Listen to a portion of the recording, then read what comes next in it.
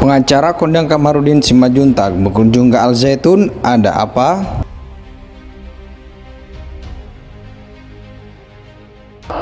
Pak Panji Gumilang ini ada pagernya di bawah masjid itu, ada menembus senjata. Ya, saya belum lihat, maka saya belum percaya.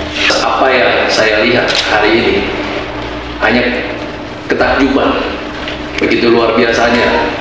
Saya baru melihat ada di suatu daerah, bukan di kota besar, ada suatu pondok pesantren dengan sistem pendidikan yang begitu modern, begitu terencana, begitu tersistematis. Dan bahkan yang saya lihat itu bukannya sistem pendidikan aja yang ada di Al Zaitun ini, tapi suatu sistem ekonomi. Ketika datang ke sana, saya datang sekali langsung jatuh cinta. Coba bayangin coba hasil pembicaraan, hasil salaman dengan Pak Panji Gumilang itu. Wah, kira-kira bahasa beliau ini karena hipnotis lah. Hipnotis itu kalau bahasa Malaysia itu pesona, jadi terpesona. Jadi saya setelah pulang ini saya sekali ke sini terpesona. Bapak Said Agil Al-Munawar kesana sekali juga, padahal itu harusnya dia meneliti tentang ya ini wakil pemerintah ya, Menteri Agama beliau ini, Pak Said Agil Al-Munawar ini datang ke sana, pulang ya seperti menteri-menteri sebelumnya, terpesona tadi. Ini terbaik Suryawat Damali apalagi datang ke sana ya udah disambut dengan lagu kebangsaan, lagu nasionalisme. Saya malah nggak pernah dalam penelitian saya ini nggak menemukan ketika menyambut tamu itu dengan misalkan nih qasidah atau Maher Zain, kok nggak pernah ada gitu. Malah yang paling berbahaya adalah lagu Israel ini. Tetapi langkah itu sekarang belum kami lakukan karena kami menunggu resmi Panji Gumilang itu dijadikan tersangka. Ini kasusnya kami masih penyidikan.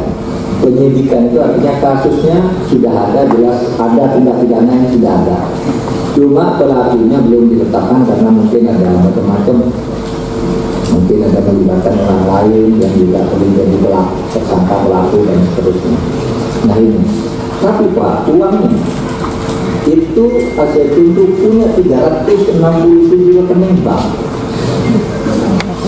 256 itu atas nama pribadi Panji Gumilang.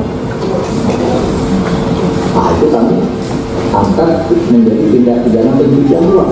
Pemerintah sudah pada ini ya tugasnya lah gitu, tetapi yang menjadi masalah itu masyarakat nanti khawatir apakah akan selesai, karena kan selama ini yang muncul itu di permukaan itu kan persoalan penistaan agama, kemudian ada ujaran kebencian, ada juga penyampaikan berita bohong, itu yang berkembang. Kemudian sekarang tambah persoalan pencucian uang. Nah, dengan begitu banyak kasus yang ditimpakan atau yang dikenakan kepada yang bersangkutan, artinya si Panji Gumilang ini, maka mengindikasikan apakah akan terwujud semua, artinya penegakan hukum itu betul akan clear di situ gitu, dengan waktu yang maaf saja ini tinggal tempo 1 tahun.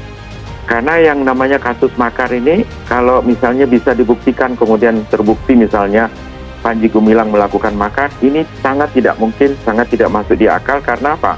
Karena program yang dijalankan oleh Panji Gumilang itu adalah program intelijen yang disebut dengan program deteksi.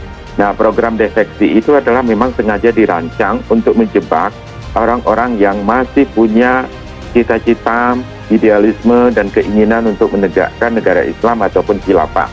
Sehingga mereka itu semuanya dikumpulkan dalam sebuah wadah yang palsu, yang seakan-akan akan mewujudkan sebuah negara Islam dengan cara-cara yang revolusioner. Padahal sebenarnya mereka sedang dijebak berada dalam sebuah organisasi yang palsu itu, yaitu NII KW 9 itu, yang kemudian mereka dibuat kapok dan jerah, dihisap uang-uangnya semuanya dalam bentuk zakat, infak, sedekah, dan juga qiraat, dan juga harakah Ramadan, dan juga harakah kurban dan sebagainya. Menko Polhukam Mahfud MD menyebut ada dugaan tindak pidana pencucian uang yang dilakukan Panji Gumilang selaku pimpinan Pondok Pesantren Al Zaitun.